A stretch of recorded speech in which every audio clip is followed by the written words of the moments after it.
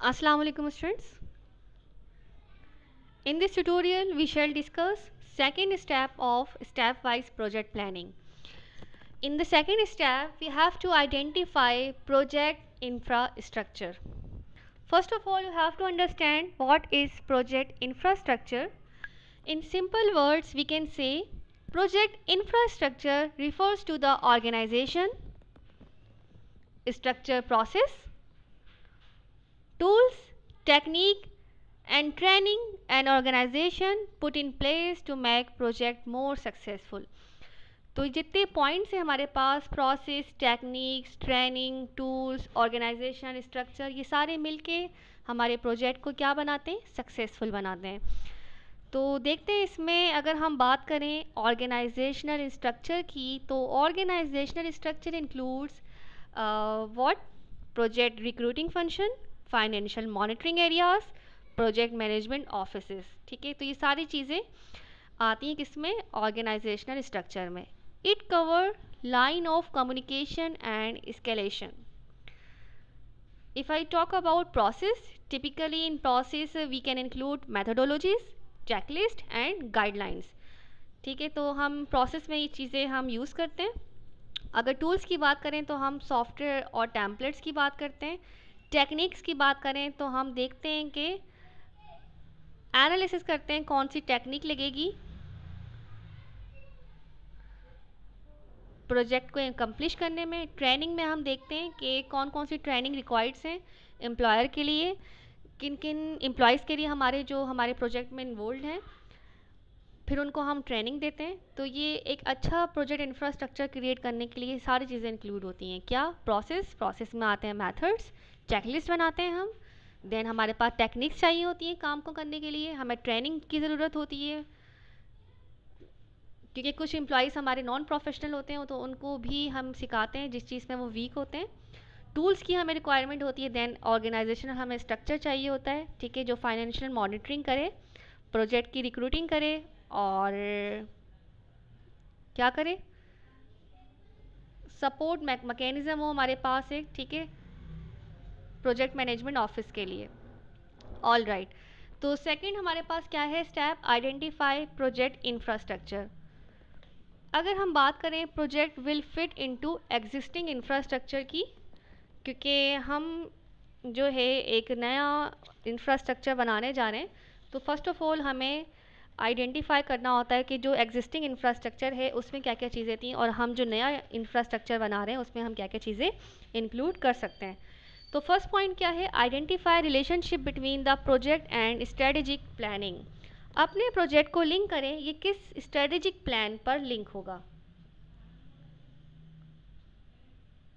ठीक है, second point क्या है, identify installation standards and procedures. हमारे क्या हार्डवेयर हैं, क्या सॉफ्टवेयर हैं, इंफ्रास्ट्रक्चर की इस्टेब्लिश में इंक्लूडेड है. तो इसमें ये आ जाता है कि हमें कौन कौन से सॉफ्टवेयर की रिक्वायरमेंट है, हार्डवेयर की रिक्वायरमेंट है जो कि नीडेड है इस इंफ्रास्ट्रक्चर को क्रिएट करने में.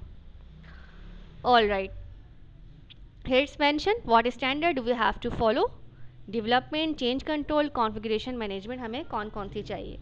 Then identify project team organisation, how are team members organise in a group. इसके अलावा हमें देखना है कि आपके पास प्रोजेक्ट पर काम जो कर रहे हैं उनमें कैसे कैसे लोग हैं, क्या पता कुछ एक्सपर्ट्स लोग हों, कुछ एक्सपर्ट्स ना हो. तो ऐसा ना हो कि हम ग्रुपिंग में काम इस तरीके से डिस्ट्रीब्यूट कर देंगे, सारे एक्सपर्ट्स को एक काम दे दें और कम एक्सपर्ट्स को एक काम दे दें, तो इस तरीके से काम एकम्प्लिश नहीं होगा. टीम इस तरीके से बनाएं, फॉर एग्जांपल मैंने टीम बनाई है कि एक टीम डिज़ाइन करेगी और एक टीम टेस्ट करेगी काम को कि उसमें एरर तो नहीं है.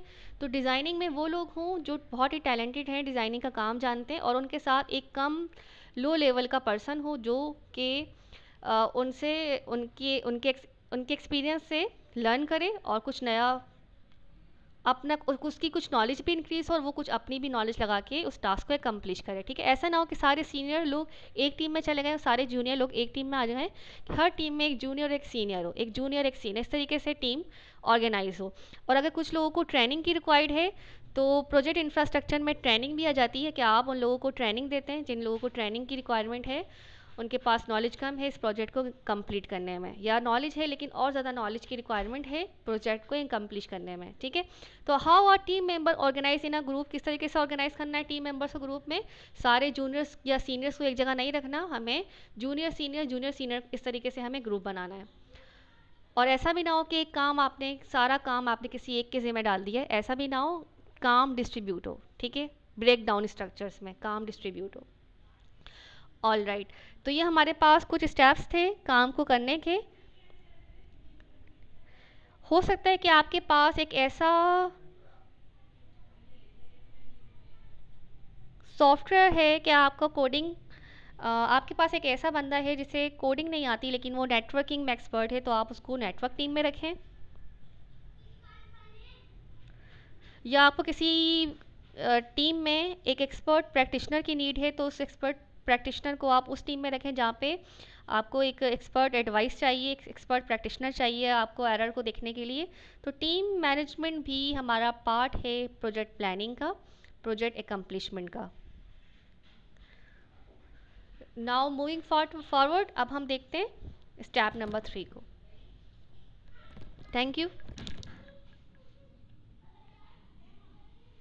ओके, स्टेप नंबर 3 पे जाने से पहले एक क्वेश्चन रेस होता है माइंड में, how to do you develop better IT infrastructure for your small medium और लार्ज बिजनेस।